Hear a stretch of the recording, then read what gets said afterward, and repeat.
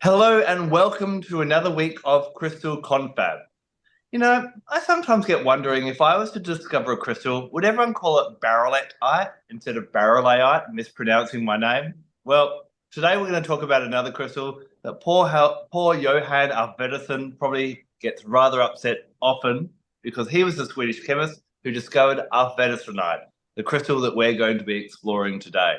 Now, this is a bit of an confusing crystal. It is a bit of a rarer one. You will find it occasionally in crystal shops, but even identifying it may be a bit of a challenge. So I'm going to talk to my other crystal gurus and see what they can recommend on what we can do with our Arfvedsonite and how we even work out if it is our Arfvedsonite.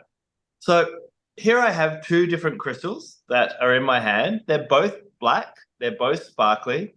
This one, when I bought it, was labeled as Astrophyllite, and this one was labeled as Arfvedsonite. And maybe Kyle, could you start off by maybe shedding some light on how do we work out if Arfvedsonite is Arfvedsonite? Well, for me, the most simple way that I've learned to differentiate between the two is the simple color shift. I see within especially polished stones, it's not as easy within the crystalline form because the crystalline form is quite similar and you don't see that sheen as much. But in the tumbled stones, polished pieces that you kind of see everywhere around the world, it is a bluer flash that you will see within your Arfvedsonite. I don't know if this piece will show it. I think it's showing it off. You can see a little bit of that bluey flash. Whereas with your Astrophyllite, it's yellow. I always see that bright yellow flash. It's more of like a yellowy beige, maybe even a little bit of orange. Whereas you'll always see the bluey teal shift of color with Arfvedsonite that I've seen. But I think Nicholas might even be able to shed some more light on that. Yeah, so in simplest terms, the majority of any of the Astrophyllite we're going to have access to in the market has crystals that are always perfectly parallel, and they're usually in a very pale quartz matrix. They're more rod-shaped, whereas with Arfvedsonite, it undergoes more intense metamorphism and will always be fibrous and kind of twisted. It can have a blue flash. Astrophyllite will never have a blue flash. But Arfvedsonite could also be green or gold or orange or several other colors. So if you've got this dark, swirly matrix, it is guaranteed to be closer to Arfvedsonite than anything else. But I actually know how they got confused. Um, Oh, it, let us it- know. yeah, so this is a case of someone attempted to get the chemistry right and they came very close. So these materials that we usually see labeled Arfvedsonite are actually like more accurately, a geologist would describe them as like quartz amphibole schist. And the predominant species of amphibole, because amphibole is a really big and complicated group of chain silicates, the dominant species will either end up being Arfvedsonite or anthophyllite. Anthophyllite is something we don't see written about in the crystal world hardly ever, and it looks a lot like the name astrophyllite or astrophyllite, which people know better. So it was the fact that anthophyllite was listed in the ingredients of this quartz amphibole schist that made people confuse it with astrophyllite, and then that's where the confusion stayed. But if you've got these schists, sometimes you'll find little garnets in them. That's another telltale sign that it is not astrophyllite and will definitely be towards the Arfvedsonite or anthophyllite end of the spectrum instead. In truth, there are probably multiple of these chain silicates in there, but Arfvedsonite is the one that usually gets first billing if someone does it correctly. So we're clear that we've now got our piece of Arfvedsonite. We've got it in our hot little hand, or we're wearing it as a piece of jewelry. Carl, what do you find that's really good for you?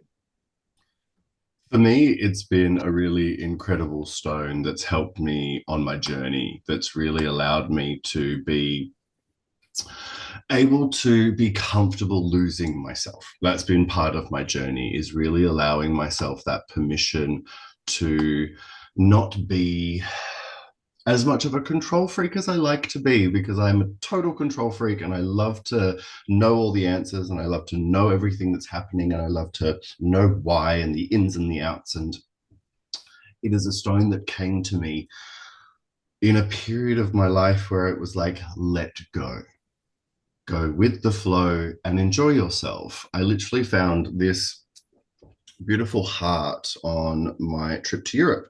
It was on, I would say, my third day of this trip. We were walking through the streets of London and we found a really cool little crystal shop. Doesn't matter where I go in the world, I'll always stumble upon a little crystal shop somewhere.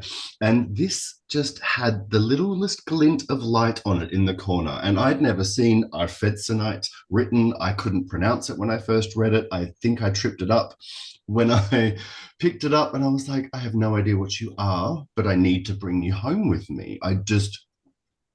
It's one of those immediate, when you see it, you know it, you need it, it needs to come with you. And I felt so enamored and excited. And our first 3 days of that trip were whirlwind crazy. Like, we did so much in 72 hours. I was kind of freaking out a little bit and kind of needing a little bit of like, it's all going to be okay. Like, yes, it's crazy. We had all of this ideas planned for the middle of our trip, but we had literally booked the in and the out for a month in Europe. We had a place to stay, which was our friend's apartment. Nothing else planned, but we were going to go to Spain, we were going to go to Scotland, and we were going to go to Stonehenge and Glastonbury. All of this was planned without being properly organized. We got this heart early. I remember sitting, and whenever we were sitting doing our planning for the rest of the trip, which we did in that first next couple of days, this heart was in my hand. Like, I felt myself really comfortable sitting, holding, and it was like, just go with the flow. Don't feel like you need to control everything. It will work out. Because if you've ever traveled without planning everything and you're a control freak, the idea of like not knowing which hotel you're going to next, not knowing which plane you're getting on, I was starting to kind of get really overwhelmed, and I had like no sleep. So I was like, Felix, and he's like, it's fine, it'll be okay. Like, just sit, relax, chill, it'll be okay. We managed to get flights to and from Amsterdam with a hotel, flights to and from Scotland with a hotel, and flights to and from Spain with a bus in between, with 2 hotels, all and a hire car, all in the space of a few days of not really trying. And it all kind of really, really worked out really well. All aspects of that trip worked out really well. And of all the things that I packed away, this was the one that actually stayed in my hand luggage and traveled with me for pretty much the whole trip. Wherever we went, I found it was like, it needed to be with me. It needed to guide me through this expansive process, and allowing myself to go, wherever you go, just go with the flow. Wherever you go, you don't have to plan thoroughly. Or if you plan and plans go awry, that's also okay. And that could not have been more true than, especially on the second or third to last day, we went to Glastonbury and Stonehenge. I was really excited about this. My husband was excited because he got to drive an Audi as a hire car. Like, he was very happy with himself. And those country roads are like beautiful and terrifying. And we left London and it was like raining, like beautiful summer English rain. Like, it was peeing down, and it was like, I was like, oh my God, this is not going to be a time. We were going past Stonehenge. It was pissing down, pardon me. And it was like, you know what? We'll stop on the way back. Let's go to Glastonbury. Let's just go there and we'll come back on the way back, and it'll be made. Took a few like half photos. It was like, cool. Oh my God. And it was raining on and off, raining on and off. We get into Glastonbury. The sun comes out and it is beautiful and everything's glistening because it's just rained. But the main streets were flooded. Like, shops were literally sweeping water out of their shop fronts. It was kind of like, okay, let's not go shopping right now. We'll go to the Glastonbury Abbey. We went and sort of explored. We had the most perfect time while we were there. The sun was out. We got to do the tour. We got to explore. We got to find a crystal shop that wasn't flooded to buy some beautiful things. We had lunch. Like, everyone was like, you timed it really, really well. It worked out really well for you. And we're like, cool, awesome. We'll head back. We'll try and get Stonehenge on the way home. And it was actually closed. And that was one of those things that I think earlier in the trip, if I had have not been working with this, I would have gone, like, I'm never going to get to see it again. I probably would have thrown a complete tantrum. I've done that on a holiday before in not getting to see something that I wanted to see. And it was like, oh, well, thank you. Like, I got to see you in passing a couple of times. I got to actually experience Glastonbury Abbey and Glastonbury Tor, and they were the two places that spoke to me so deeply on a level that I have never thought of experiencing. Like the story of Arthur and the Arthurian legend and the Merlin legend has always been something I felt really close to and enamored with, and it was like that was the important thing. That was what I needed to connect with. It was the ruins, it was the energy, it was meditating in the Tor for about half an hour and allowing myself to see things. I literally have got Merlin tattooed on my arm. I am so enamored and connected. And I totally believe that aligning with this Arfvedsonite energy of expansion and allowing myself to just go with it, allowing myself to connect with what you're meant to connect with, allows you to go where you are meant to go, be where you're meant to be when you're meant to be there, to receive what you need to receive, and to actually not be affected by what you don't get or what you don't receive or what you don't have. Like, it is not bothered by that. It's not concerned by that. Like, what do you have? It's amazing what you do have, what you have gotten to experience. Like, I found myself allowing myself to be more excited by the good and focused on that and less bothered by what I didn't get to experience. There was nothing on that trip that I go, oh, I'm upset that I didn't get to do that. Everything was like, yes, I got to do that. And if I didn't get to, I didn't have time. Like, I was there for a month and every day was completely full. So I'm not bothered. I'm like, I think in the past, I have had a tendency to be frustrated by the lack of, or not having, or not being able to get to what I have in my head created. And the more I work with Arfvedsonite, the more I work with this energy of being able to grow without being attached to things. I think it's really important that you lose yourself. You lose that idea of you having to be whoever you're meant to be in certain situations, and you can become who you are meant to be. You can actually unleash, step into that whole thing. Like, you don't know who you are until you do it. Do you know what I mean? Like, I think the simplified term would be, you don't know what you can do until you do it. I love that, Kyle. And if it's any consolation, if you actually had to go and see Stonehenge, it's roped off, and the distance you are from Stonehenge, probably what you saw on the car was very, very similar, and you saved yourself a few pounds by not actually going in. So I've heard this from so many people. Literally, I've heard this from so many people. They're like, you actually did the right thing. You actually went to the right place. You explored the right thing. And I totally believe that I did. I totally believe we got exactly what we were meant to see and experience. Amazing. And I can really relate from my experience of Arfvedsonite how it really does shift your perception to what you can, focus on the good rather than the bad in that way. This may be in that future episode we may need to do about travel crystals, because it's a question I get asked. But would you say Arfvedsonite would now be a mainstay whenever you go traveling?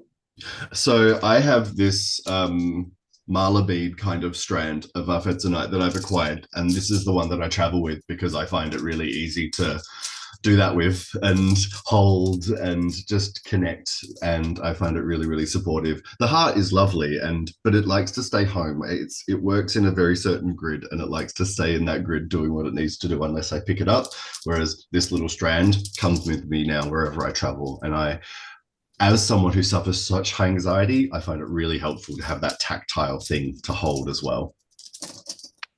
Okay, I have to jump in here and say that in a future episode, we may need to have conversations about crystals connected to Avalon, Arthurian legend, the Glastonbury experience, because like Nicholas and I have so deeply immersed ourselves in that world. And like, I want to hear all about this from you too, Kyle. And yeah, Adam, do you have any, like, just total side note, but do you have any like interest, connection to Arthurian legend, to that area of the world, Glastonbury, Stonehenge, anything like that that speaks to you? Well, considering although my surname is French, my father's line is from Scotland and my mother's line is from England, yes, I definitely do. So I think we'll pen that in for 2025 and make that an episode for sure. That would be Awesome. awesome for sure. Yeah. Nicholas, how do you find with Arfvedsonite that, does it help to shift you? Being a black crystal, the black crystals are often, people reach for them when they're feeling negative or they're having a hard time. Do you find it's a nice one for maybe helping you kind of get out of that kind of mess? Yeah. So I remember the first time I got a piece of Arfvedsonite, my dear mentor, my very first Reiki teacher in the world, Patricia, gave me this palm stone, which was much nicer than any of the little tumbles I could find. It is just so vibrant and brilliant, and it was just something she handed me on a whim one day, and I appreciated it and kind of tucked it away. But there have been some moments where it has come through pretty strongly for me, and then in 2020, it stuck around for more than a moment. And I started to notice at the time I was working full time and then some in our local crystal store. I still work there occasionally. Mostly I help with like sorting rocks and I write for their newsletter and things. But the whole world was undergoing transition in the macro and the micro sense of it. And one of the through lines for all of that was fear, just uncertainty, not knowing. And I started to pay extra close attention to the kinds of stones people were naturally drawn to. And if you have a basket of little tumbles of Arfvedsonite in just average ambient lighting, it's not exciting to look at. It's not the kind of thing people go to, unless they can see those beautiful iridescent fibers in it. And all of a sudden, everybody wanted a little piece. They'd at least run their fingers through it, and we didn't have a super descriptive card or anything, so they'd often not linger and kind of move on. But I started sitting with it more and more, and I started to notice just how timely it was for me. And then as I started to suggest it to others, I'd start getting feedback. 2 weeks later, someone would come back and say, "Hey, that rock with a name I can't pronounce, yeah, that was exactly the right one." Or that stone with the A in it, yeah, I really needed that and it helped me. But I could feel this kind of palpable, kind of corporeal shift in working with this stone. So it is a variety of amphibole, as I mentioned, and these are like long chain silicates. And there's such a diverse group. If we look at some other members of the amphibole group, there are a few themes that show up for me.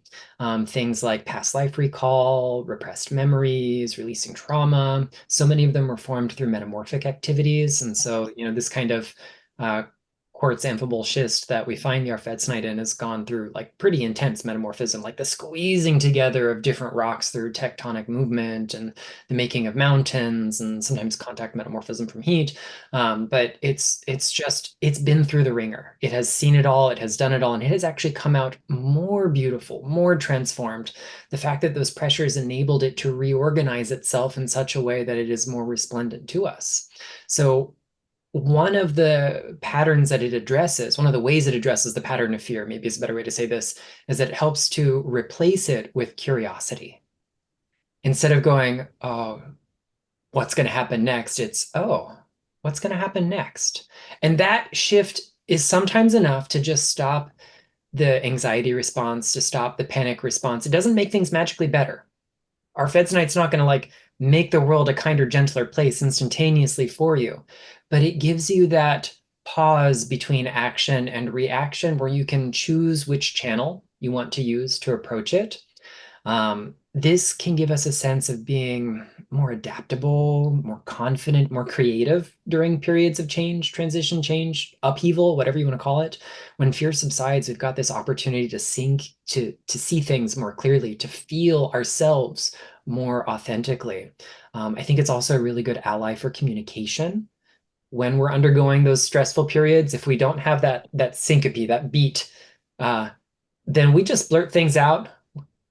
We don't always think them through. We just say like the rawest version of what we're thinking and feeling, and that's not always what we mean, and it doesn't always come out the way we mean. So I find it really useful for that. So we're less likely to be triggered by fear or conflict. Instead, we're open to navigating through that. And it has become this kind of light on the tunnel, light at the end of the tunnel for me. It's such a wonderful ally for kind of, I think, also unpacking the baggage we have around, especially global stuff, because we can't all be on the front lines. We're not all able-bodied enough to demonstrate and picket and march on whatever our capital is, or show up for folks in other ways in a bodily sense. So how do we contribute to making the world less fearful, more full of wonder? How do we contribute to making the world less disconnected and more interwoven through community and support. And there's so many ways that we can show up. And I feel like Arfvedsonite kind of helps us find the level of engagement that works for us and our lifestyles. It's not going to say you never have to push yourself, but it is going to help you be reasonable about what those limits are. And I find that this kind of like fibrous structure that it's got is almost like a cocoon that it wraps us in during our own periods of transition. So even when it's personal rather than planetary, it keeps us safe and sound. It helps us feel safe and stable to get through that. And around that same time period, it might have been late 2020, early 2021, one of my favorite rock vendors. He's just got the coolest stuff. My two citrines that we talked about recently, they came from him. He brought us a parcel of Malawi minerals. Parcel is a small way to put it. And for those who don't know, Malawi has some of the nicest examples of macrocrystalline Arfvedsonites. So I didn't pick the largest for myself. But I certainly did get myself a really good single crystal of it. And the lighting is terrible, but it appears black. It's actually such a very deep, dark, iridescent blue. I also got a really nice Adriene from the same location, and that one is so dark it appears black, but is actually green, and it's a pyroxene mineral. This is an amphibole mineral. They're both chain silicates, and I can't remember which family is which, but one is single chain, the other is double chained, and like working with the two together is like the best kind of ass kicking you can get when it's time for transformation. But our Arfvedsonite has just been something that I really, really love. Whether you've got the kind of polished, fibrous, massive pieces, whether you can find single crystals of it, they're usually more like this size. It's going to ease transition of all kinds, and it reminds us to keep our eyes on the light at the end of the tunnel. You can close your eyes and stumble in the dark. You can stare at the darkness behind you, or you can keep your eyes on the horizon and say, the only way out is through. And Arfvedsonite is like, given that it's got that fibrous structure, it's like Ariadne's spool of thread, spool of yarn that's going to help us navigate through the labyrinth of life. Beautifully I love that. metaphorically put. Sorry. No, go on, Carl. I would just say beautifully and like metaphorically put, like really poetic almost. I love this idea. You know, many of the different cultures around the world, those that still live, the indigenous cultures that are in touch with the land, they don't only see us as having a consciousness, but animals, plants, and also the stones, the crystals do as well. And as we know, we see this in humans all the time. Humans that have been through something traumatic, whether it be an illness, whether it be poverty, whether it be some type of discrimination, when they get out at the end of the tunnel, they turn around and they help other people come out of that tunnel as well because they understand that plight. And I love what Nicholas, you were saying about how this crystal in its formation was put in through so much trauma and pressure and came out at the end of the tunnel, and it then can come back and help us to do that as well. And I heard that same theme in both what Nicholas and Kyle were sharing about. It's a really great stone for helping us to navigate through the darkness and see, like we do when we move that crystal into the light, the flashes of light at the end of the tunnel. I love that. Thank you. Yeah, that's really beautiful. Ashley, what about yourself? This is obviously looking at the crystal and feeling the crystal. It's a bit of a rarer crystal. It's got to have some magical kind of attributes to it. How would you use it in kind of more of a magical sense? Yeah, I'm really sort of feeling into what Kyle was saying earlier about this idea of expansion that we see with this crystal and that we can feel with this crystal. And so I have just this little tumbled piece here, but it does have that beautiful sort of iridescent blue shine. And I do see what Nicholas was saying about, if you look really closely, there are some greens, there are some golds sort of mixed in, but predominantly I think in the really nice quality pieces, what we'll see is a lot of that the blue coming through. And the energy of expansion is so present in this mineral for me. This is one that I feel in a number of different ways. So first, I feel like it helps us, like on this microcosm, expand out into the universe. It helps us with cosmic connection, celestial connection. So I think, Adam, every week, you talk to us a little bit about how our crystals are rooted into some astrological events. And it may at times feel like, those planetary bodies, those heavenly bodies are so distant, or maybe we aren't really seeing the direct connection that we have. But this crystal, with that energy of expansion, is such a reminder that we are part of this universe.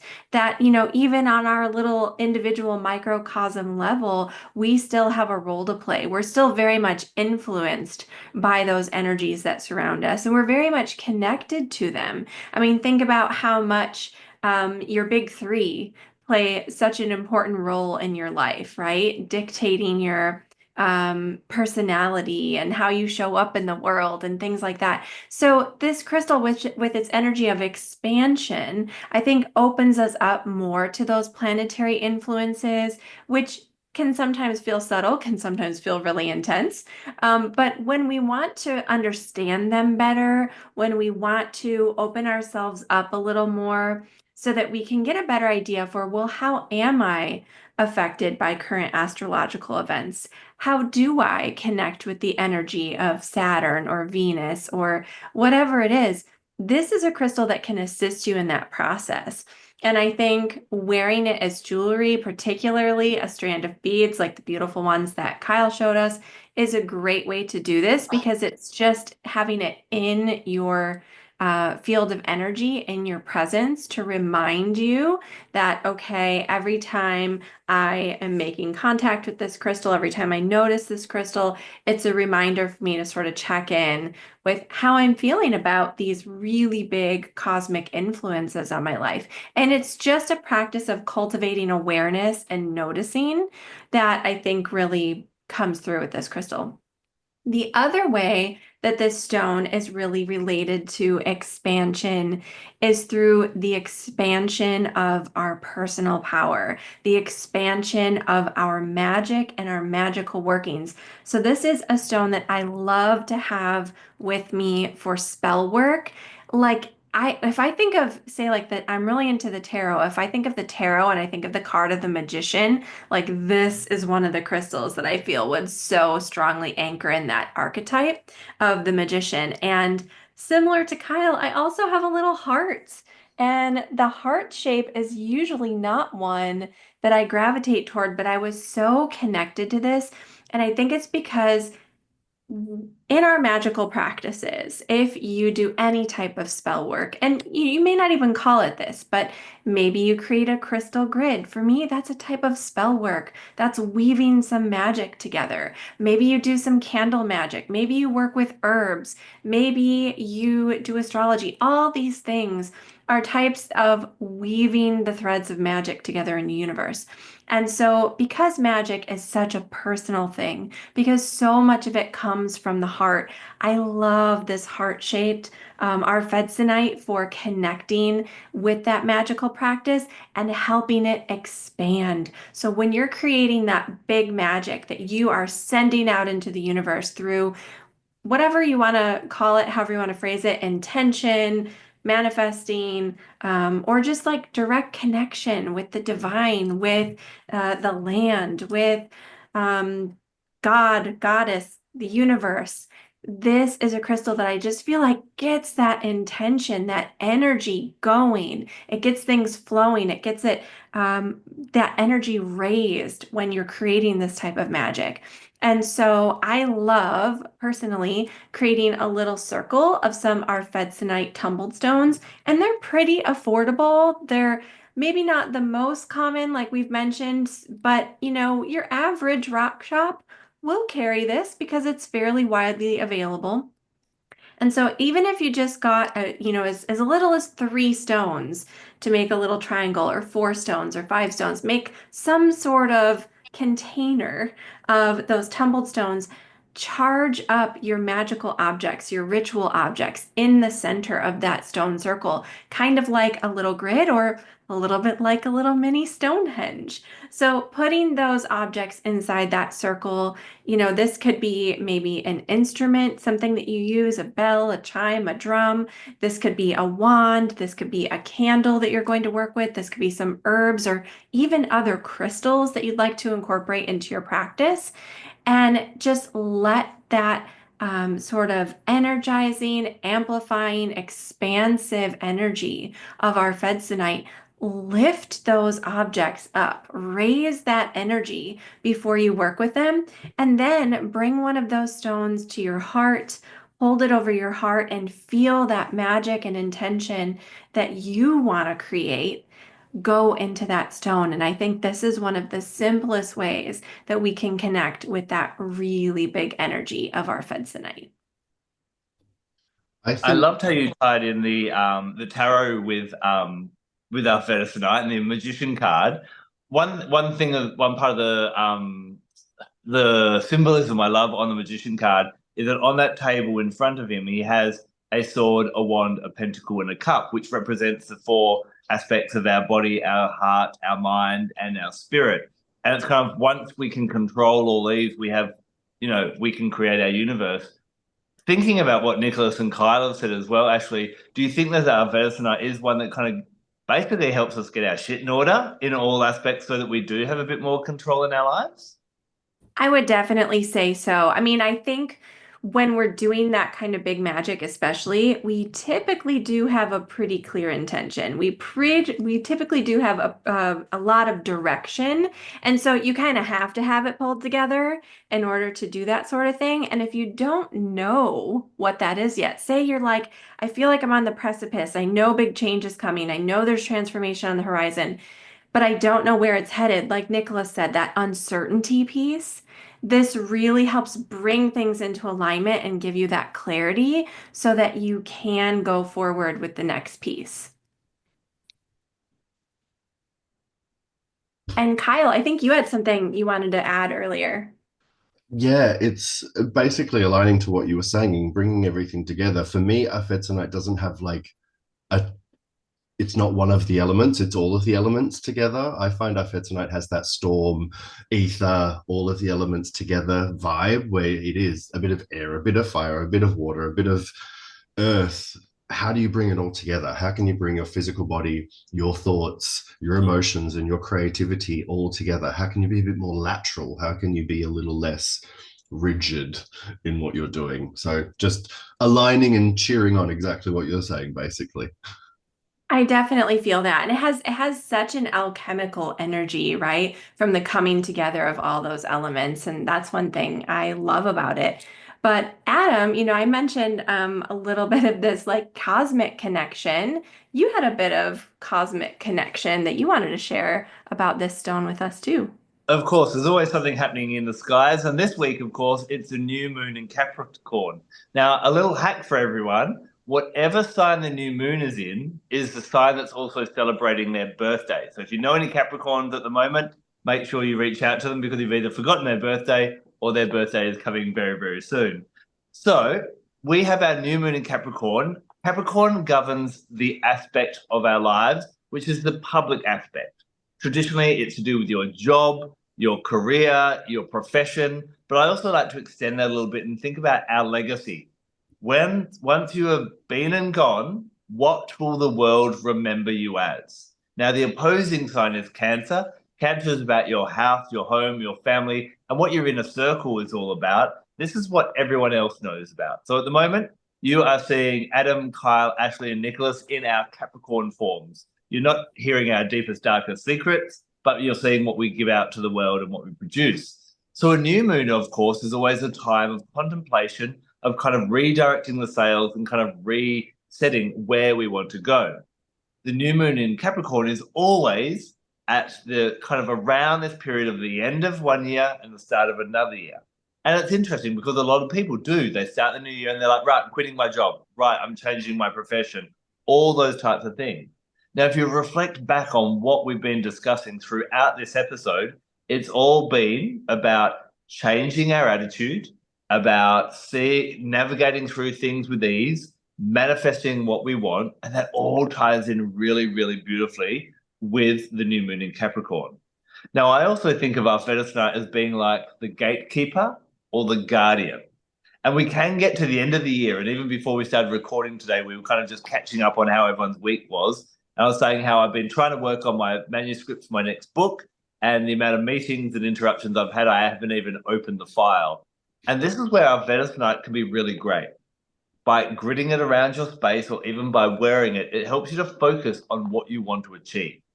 Capricorn's desire is for you to achieve greatness and achieve success, whatever the success is for you. And this crystal can be quite, when it comes to protective crystals, I love black crystals for absorbing low vibration energies. And I love anything that has a sparkle or a chatoyancy to it to deflect unwanted energies as well. These two are combined. So this is a really great one to help you go, right, what did I want to achieve in 2024? Was I successful? Yes, I was in some ways, probably not in other ways. What do I need to do in 2025? And this is about being more disciplined. I'm reading a book at the moment about minimalism in your home and talking about getting rid of all the clutter out of your home and thinking about what you need in your house and that type of thing. And Arfvedsonite almost allows you to do this in your life. What do I need to focus on? What can I eliminate? What can I cancel? Where can I make myself not available so that I can be available to be successful in my way of life? Now, does that mean making $1 million? For some, yes. For others, no. It may just mean that you actually have a more balanced life, a more peaceful life, a more enjoyable life, a more social life. But first of all, working out what that success is for you, and then teaming with Arfvedsonite and maybe even programming it as a power stone for 2025 of going, please keep me on track so that I have a successful 2025. So I think it's going to be really great to sit with on that new moon and set that intention for the next year. So Adam, is this stone almost like, I don't know, a little guidepost along the way? Is it something that we can come back to if it's helping us with that intention setting? And how would we, or what would you recommend that we do with this crystal maybe throughout the year to sort of check in and make sure that we're sticking with those intentions that we set? I think new moons are a great time to always check in, and that's when I often reach for one of my black crystals, and this could be one to keep going back to. When there's someone who's been rather successful and they always have like a gatekeeper, like you can't speak to that person, you've got to speak to their assistant. I almost feel that when you bring Arfvedsonite into your energy, so wearing it or carrying it, it almost puts that extra layer of stopping people distracting you. So I think it might be a nice one. If you are going to go, okay, I think the best way to find a busy day is to go, I've got nothing on today. This will be great. And then you notice that you get phone calls and emails and the whole day gets consumed. I might recommend in the future, great, I've got nothing on today. I'm just going to enjoy myself. Let me get that Arfvedsonite to ward it off so that I can actually enjoy the day and it can go nicely and not be flooded with interruptions. Does that make sense? It definitely does. This kind of reminds me of a completely unrelated post that I saw like on Instagram recently, and it was about this woman who had a fake assistant. And, every time someone wanted to run something past her, wanted her to do something, speak at an event, teach this class, whatever it was, she would say, well, let me send you to, I think she called it Olivia. I can't remember who this was. And she said, just by saying, let me send you to Olivia and she'll help, sort that out, it gave her the time and space to think of whether or not this was really aligned with what she wanted. And I'm like, oh my gosh, I want to name my Arfvedsonite Olivia as a nickname. Just remember to check in and go, okay, is this really aligned with my intention for this year? How can I sort of think about whether or not this is, what I want, and just create that little bit of space, like you said. I love that. I think I saw the post as well, and Olivia even had her own email address, and she said, just email Olivia and she'll get back to you type of thing. So maybe we should actually consider renaming this crystal because everyone's struggling a little bit with Arfvedsonite. Maybe we'll just call it Olivia Stone. I'm putting Olivia to work tomorrow. Yeah. But I'd love to, you were talking so much about how it helps you with your travel, and obviously that would come into our everyday life as well. How would you, when you've got your mala beads, is it just about having the crystal near you that you find it really helps you?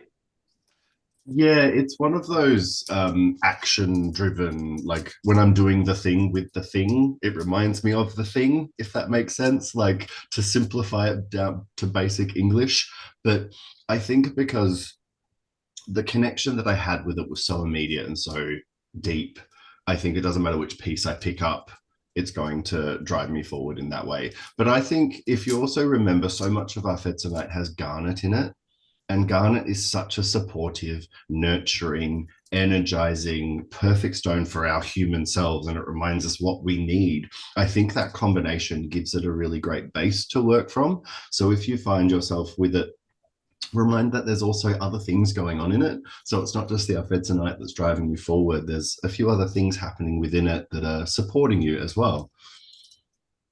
I would love to jump in because, Adam, you have done such a great job of every week when there's a good opportunity to tie in a really common crystal question into our discussion.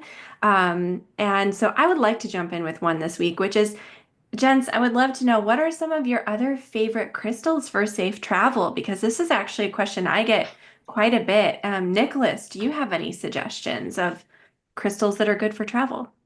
Yeah, this topic of safety and protection is near and dear to my heart with the new book coming out on this very subject. I It's low-hanging fruit, but I have to say it because we have the most amount of folklore for it, and that is moonstone. Moonstone is the classic traveler's stone, and the reason it gets this association is because of what the moon does in the night sky or the daytime sky, depending on its phase, and that's traveled through all 12 houses. And irrespective of where it starts that journey, it always makes it back. It doesn't have to start in the new phase in the first house. It can be at any phase, and no matter what happens along its journey, it makes a successful return in 1 month. And so the idea is that working with Moonstone as kind of energetic support when traveling allows us to recognize our natural ebbs and flows of energy, our high moments and our depleted moments, and make sure that we pace ourselves. And it also, because it is a feldspar, it's got that thin film interference going on like labradorite and other varieties do. It's going to also filter out some unwanted energies, some intrusive things that can be really easy travel drains when we're open and we're in that state of wonder, or we're just in a new weird place. We are more likely to pick up like energetic hitchhikers. We can feel other things that don't belong to us, whether it's just emotions you've tried to let go of, or the ambience of a place, or that other really terrible American tourist that you don't want to be, caught near and associated with. We become sensitive to those things. And I feel like Moonstone is such a wonderful ally to help just filter that out without closing us off from the magic of travel. Oh, I definitely agree with that. Adam, what about you? Do you have a favorite travel companion? I've actually got a set of four crystals that come with me wherever I go, and I do a lot of flying, a lot of international flying, and so I'm always wearing the same jewelry set when I fly. So on my left hand, I have my Nuummite from Greenland. Of all the protection crystals, I believe that Nuummite is the most powerful. That's my number one. So whenever there's something quite scary, and I'm not a nervous flyer, but flying does come with a bit of kind of fear. So having that really grounds me and helps me feel safe. I wear falcon's eye, sometimes referred to as blue tiger's eye, as a pendant. That is renowned for helping to offer protection at heights. So obviously when you're in a plane, you're rather high. And then on my right hand, I wear my emerald ring. I associate emerald with Archangel Raphael. Raphael is the angel of governing lots of different things, but the element of air is one of the aspects, and travel is Raphael's domain as well. I have a little trick that whenever there's turbulence, I actually put I hold my emerald ring. I always say a prayer to Raphael when I depart, but whenever there's turbulence, I put my hand on there and I visualize Raphael grabbing the plane and stabilizing it, and it works really, really well. There is a bit of a clause with this though. I have found, in Australia we have Qantas and Virgin, which are high end, or our national brands. Raphael seems to work better with them than he does with cheap ones like Jetstar or Ryanair or that kind of thing as well. I didn't think Angels discriminated, but with the turbulence, really, really good on those kind of ones as well. The final one I have is once I actually land. Now, obviously, we're kind of overwhelmed. We can be jet lagged, all these different types of things. Moonstone, as Nicholas mentioned, is amazing. But as an Australian and as a West Australian, a crystal I take is called Mookite. Now, that is found only primarily in Western Australia. It's got these beautiful reds and ochres, which are the colours of our land, and then these spiritual colours of white and pink and purple. So it's about connecting with the spirituality of our land here, but wherever you may go. And I love to hold on to that crystal. I wear a big pendant of it sometimes on the first day of my trip and do the good old visualize roots going into the ground, just connecting with the energy of the land upon which I am in. And I've done that. I remember doing that after a really traumatic kind of trying to get to a hotel in Paris and different things like that. It really just helps you to feel the vibe of where you are and really helps with the jet lag as well. So 3 crystals on the plane and 1 once I get off the plane, and kind of my travel essentials as well as whatever's happening astrologically while I'm away. What about you, Kyle? Amazing. I have a trio, and there's a little overlap. Mookite is always one of mine, and having that connection to home when you're away is why I use that. If you're not happening to be from Western Australia, work with something that connects you to your home. If you have a mineral crystal that comes from your home place that connects you there, just work with that. Or something as simple as red jasper or agate or smoky quartz. Just a nice, simple grounding energy would be a great assistant. It's funny that we're talking about amphiboles. Bronzite, which is golden leaf amphibole, which is one of my absolute favorite minerals. I find it is a great protector and deflector. It has that support, and I love it for any situation where anxiety comes up and you don't know what's going to be around you. You don't know how many people are going to be around you. You don't know all of that sort of stuff like airports can bring and foreign countries and all of that. So bronzite gives me a great comfortable base to work from. And then as far as the flying aspect, I always call upon seraphonite. I find seraphonite to be my support in the air, in the same way that Adam calls upon emerald. I find seraphonite that support, and I just call directly to, whether it be my great-grandfather, my angels, those that are watching over me, bringing that support in the same sort of way. I don't go straight to archangels.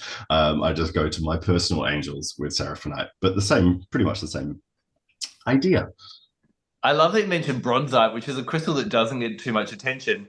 I really focus with bronzite in my book about it's the stone of chivalry and manners, which is an interesting one because in airports and on planes and all that kind of thing, maybe we need to remember our manners a little bit there when we're kind of crazy as well. So yeah, I think that would be a great travel stone for the reasons you gave, but also to be a little bit nicer. Not that we're the nasty ones, it's always everyone else, but yeah. What about you, Ashley? What do you take when you're traveling?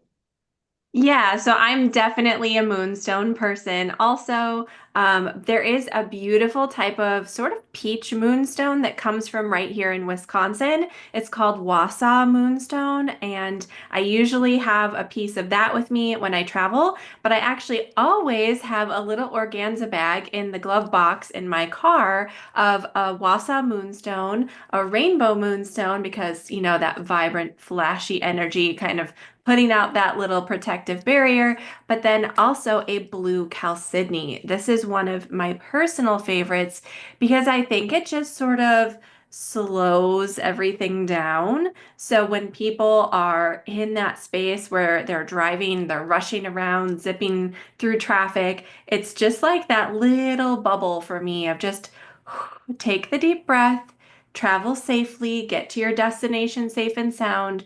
No need to rush or hurry or be swept up in the hustle bustle of traffic. Just like do your thing and drive securely. And I feel like there's a little bit of that influence that hopefully reaches other people who are really caught up in the, road ragey rush hour traffic also. So that's my little pair that's in the little organza bag in my glove box.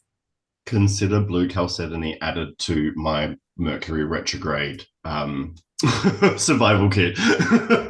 After this last one, oh my God, I need that soft blue bubble forever. Amazing, amazing. Well, I'm going to give everyone a little bit of homework for the next week. If you have some tumbled Arfvedsonite, get it and pop it in your pillow slip. One other final thing that I found this can be really interesting for is dream work and enhancing your dreams. Now, if you're someone who has nightmares, it can help with that. If you find that you're someone who doesn't want to dream because you're scared of what dreams may come or you want to forget your dreams, it can help with that. And also it can help with remembering dreams. And a really great exercise as well as soon as you get up, write down, even before you go to the bathroom or do anything else, because that conscious mind starts kicking in, write down anything you remember from last night, whether it's just an emotion, a mood, a color, a person saying one thing.